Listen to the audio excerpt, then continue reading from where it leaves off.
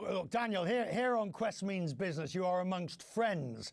We are men and women of the world who understand that the way things operate. And we know that there are CEOs, there are union leaders in some cases who will exercise influence. That's the natural course of the sort of democracy we have. But this is on a different scale, because here you have a core key CEO actually almost embedded.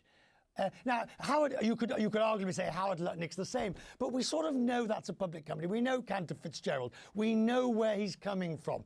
Musk is a different animal. I think that that's right. And I also think that while every administration has had major donors and the like exert some amount of influence, I do think that this is on a different scale. Just the degree to which Musk was aligned with the president-elect's campaign, the degree to which the president-elect relied on donors like Musk and a few others when his actual donors to his formal campaign kind of disappeared. So I do think that this is different. And ultimately, it's going to play out not in a way that is going to be super easy for the public to track, because, again, I think a lot of these people are going to take formal government roles. And, of course, the two memoranda have yet to be signed, I believe. Forgive me if I'm wrong. One with the Biden administration and one with the GSA. I mean, that's sort of the bogs and the drains and the computers and all of that sort of stuff. But the transition can continue until they are signed. What happens? Well, the reality is the memoranda are very important because that's what unlocks things like briefings and the process for security clearances. But here's the reality. Donald Trump is the next president of the United States, and he's going to become president.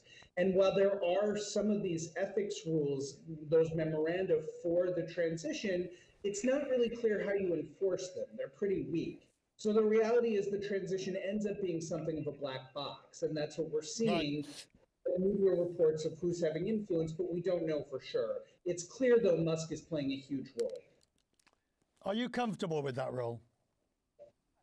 I can't say that I am. I think that ultimately what we want is that we want every presidency to be representative of the American people. And to have one person exerting this much influence, it is troubling.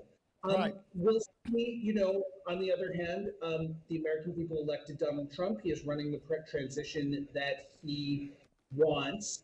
And ultimately, what people are going to have to judge are the results. Yeah. But these results are going to be shaped by who is exerting such a powerful voice right now and shaping the incoming administration.